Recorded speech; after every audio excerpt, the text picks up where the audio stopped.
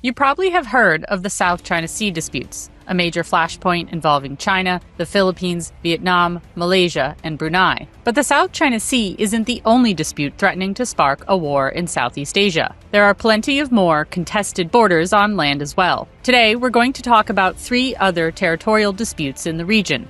The kind of flashpoints that stay below the headlines until it's too late. Stay tuned, because we're ranking them in order, from the least likely to spark an actual shooting war to the highest risk of conflict. In fact, one of these disputes even flared into a full-blown shooting war in 2025, and it could happen again at any time. We'll start with a border dispute that's been among the most contested frontiers in mainland Southeast Asia for hundreds of years, and most people don't even know this dispute exists.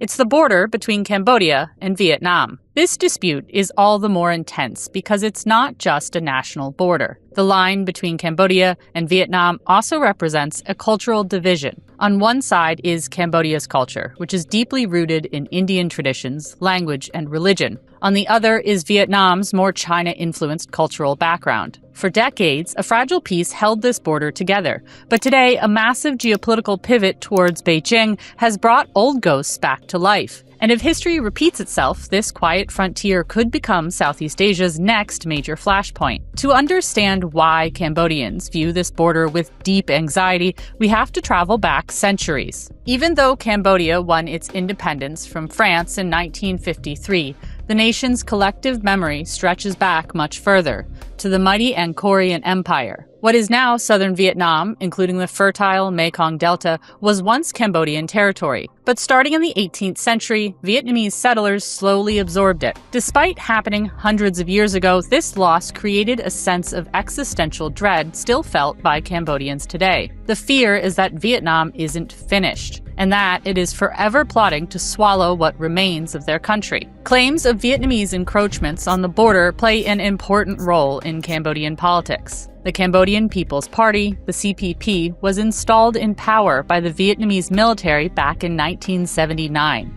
after Vietnam overthrew the brutal Khmer Rouge regime. The CPP's opponents have never forgotten that history. The political opposition has spent 40 years hammering the government over its ties to Vietnam, accusing longtime leader Hun Sen of being a puppet of Hanoi. And the border issue is front and center in this domestic political battle. In particular, Hun Sen is accused of signing away Cambodian territorial rights in a border treaty penned in 1985, while Cambodia was under direct Vietnamese military occupation.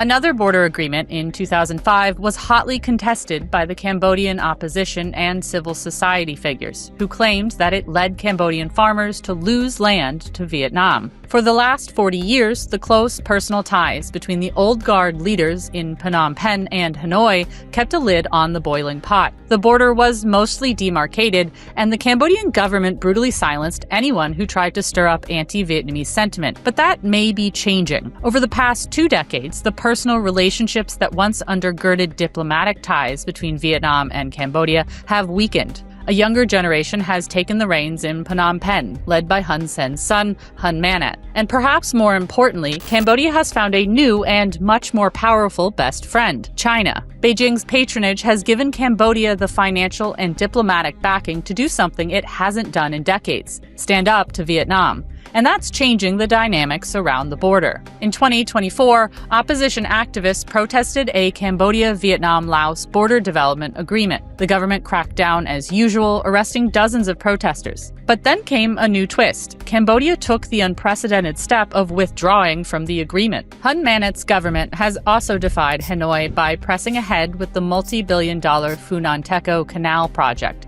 much to Vietnam's dismay. There are serious concerns about the consequences of the new canal for Vietnam's own rivers.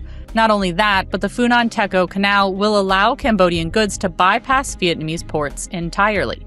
That will further erode Vietnam's economic leverage over Cambodia. Most alarmingly for Vietnam, Cambodia has allowed China to establish a military presence at the Ream Naval Base in southern Cambodia. Suddenly, Vietnamese security officials are looking at their own southern border and seeing a Chinese military foothold right on the doorstep. If this dynamic feels familiar, it's because we've seen this strategic alignment before. Cambodia and China on one side, Vietnam on the other.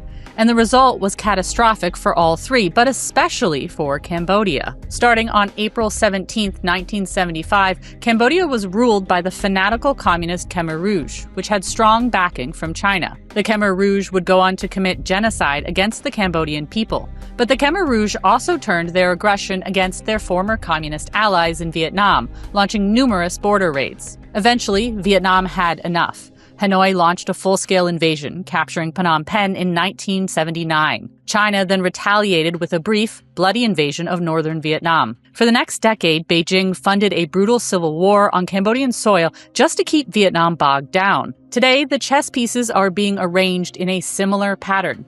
Cambodia, with backing from China, is taking a harder line against Vietnam. For now, the border issue is dormant. Public anxiety in Cambodia has temporarily shifted west, focusing on a different border dispute. We'll get to that one later. The everyday people along the Cambodia-Vietnam border are just trying to live their lives. There's no sign of immediate military action from either side. But if the geopolitical Cold War between China and Vietnam ever turns hot, Cambodia will be on the front line, again.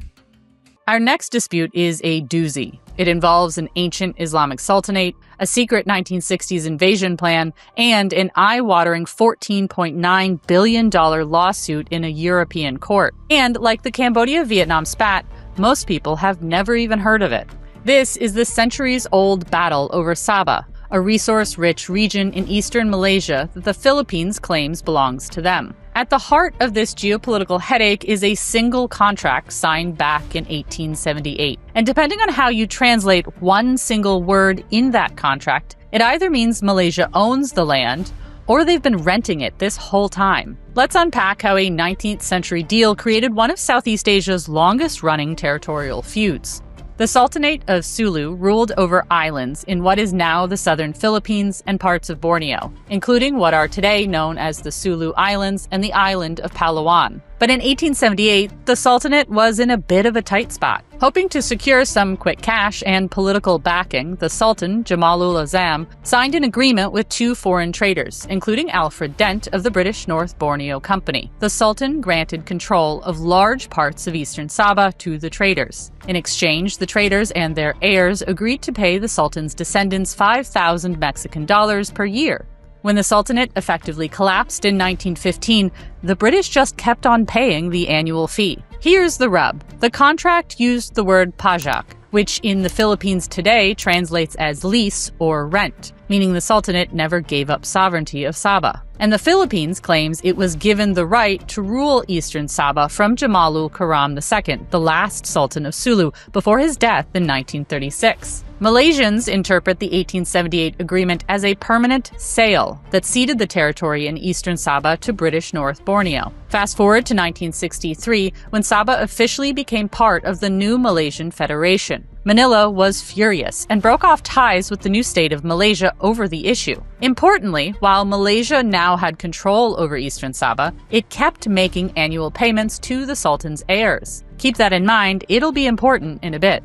The dispute got dangerously hot in the late 1960s. Philippine President Ferdinand E. Marcos went so far as to draw up secret plans to invade and forcibly retake Sabah. While the invasion never happened, the dispute became a permanent thorn in the side of both nations. For decades, the Sabah issue mostly simmered beneath the surface, until 2013, when the dispute suddenly turned violent. In February 2013, a group of roughly 235 armed Islamic militants from the southern Philippines launched a mini-invasion, landing boats in the Lahad Datu district of eastern Sabah. The ringleader of the attack was none other than Jamalul Karam III, one of the many surviving claimants to the defunct Sulu throne. Over the next 5 weeks, around 70 people were killed in heavy clashes. Eventually, the Malaysian military crushed the incursion. This bizarre and violent episode shocked both capitals. It also pushed Malaysia to its breaking point. Kuala Lumpur decided they were done playing nice. They completely stopped making the annual rent payments to the Sultan's heirs. Up until then, Malaysia had been paying 9 court-appointed descendants of Sultan Jamalul Karam II a token sum of 5,300 Malaysian ringgit, around $1,200 a year. Split 9 ways, that's under $150 a person per year, not even enough to fund an ad-free Netflix subscription. But the descendants of the Sultan weren't about to let that money go without a fight. They hired international lawyers and took Malaysia to an arbitration court in Paris, France, claiming breach of contract. And in February 2022, they won, big time. An arbitrator in Paris ordered Malaysia to pay the descendants a staggering $14.9 billion to honor the true value of that 1878 deal. To secure payment, the heirs tried to seize Malaysian state assets, like oil tankers and luxury buildings, in France, Luxembourg, and the Netherlands. Naturally, Malaysia fought back hard, calling the ruling a sophisticated abuse of international law. After a flurry of legal appeals, France's highest court ultimately ruled in favor of Malaysia, blocking the massive payout. While Malaysia has successfully defended its sovereignty and its treasury in European courts, the underlying embers of the Sabah dispute haven't been completely extinguished. The Sulu Sultanate's old claim to Sabah sparked a shocking attack by non-state actors less than 15 years ago. Could it happen again? The Sabah dispute, however, is nothing compared to our final flashpoint, which actually sparked a shooting war between two militaries just last year. We're talking, of course, about the Cambodia-Thailand border dispute. In 2025, a months-long hot war flared up along the land border between Cambodia and Thailand. And that's what makes this the most dangerous, unresolved territorial dispute in Southeast Asia. Twice last year, the militaries of Thailand and Cambodia engaged in intense, bloody combat.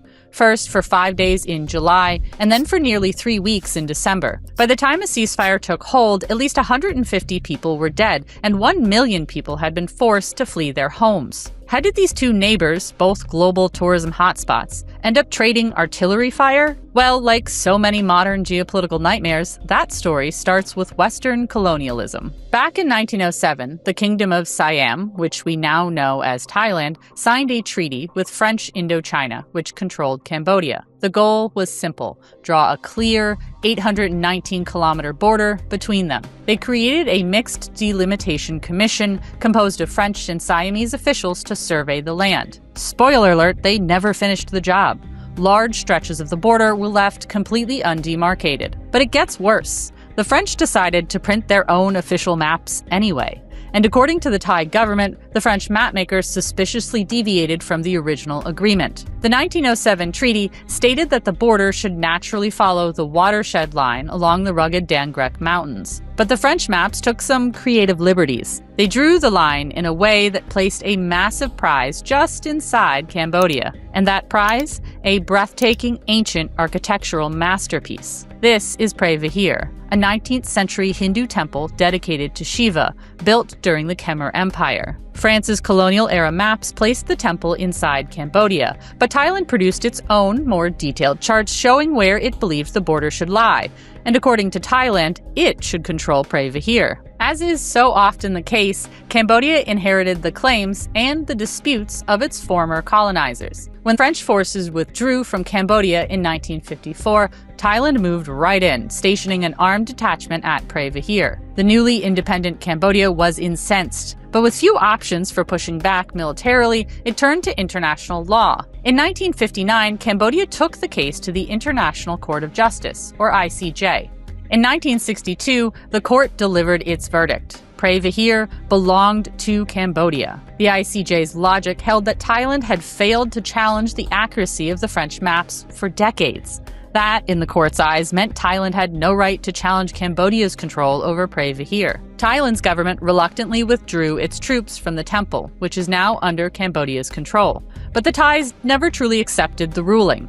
They renounced the ICJ's jurisdiction, and the resentment simmered under the surface for decades. Fast forward to 2008. Cambodia successfully got Pre Vihir listed as a UNESCO World Heritage Site. For Cambodia, it was a massive win. For Thai nationalists, it was a slap in the face. And that sense of injured national pride had real-world consequences. Between 2008 and 2011, sporadic artillery duels and infantry clashes broke out around the temple. Altogether, at least 16 people were killed, and 3,600 civilians were displaced. Now, you might be wondering, why are two modern countries risking total war over a remote, ruined temple and the surrounding jungle? Because the border isn't just about land or even nationalism.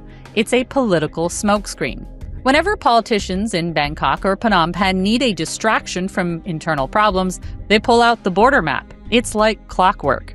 Earlier in this video, we explained the Cambodian government's weak spot. Vietnam helped it come to power. Allegations that the CPP has sold out in the Cambodia-Vietnam dispute continue to haunt the ruling party.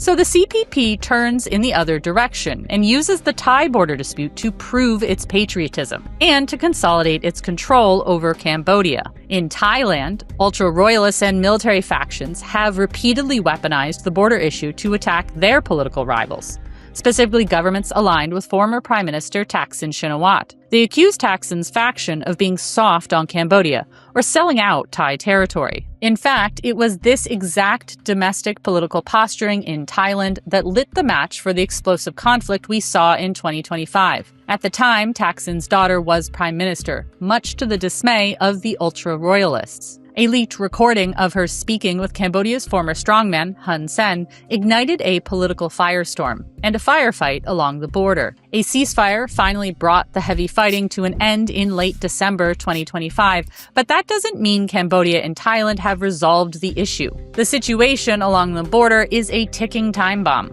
Land border crossings are still closed. Locals on both sides are still afraid to return to their homes, worried that fighting will resume without warning. For some Cambodians, return is impossible because the Thai military moved in. Thailand continues to occupy territory that it seized during the December conflict, despite Cambodia's fierce protests. As long as leaders on both sides find it politically useful to wave the flag and point their guns, a permanent peace treaty is practically impossible. That means it's not a matter of if the Cambodia-Thailand border will see bloodshed again, but when. If this video sparked your interest, we have a much more detailed breakdown on the politics of the Cambodia-Thailand border conflict here. And be sure to follow our channel so you don't miss next week's video on the overlooked but dangerous territorial disputes in South Asia.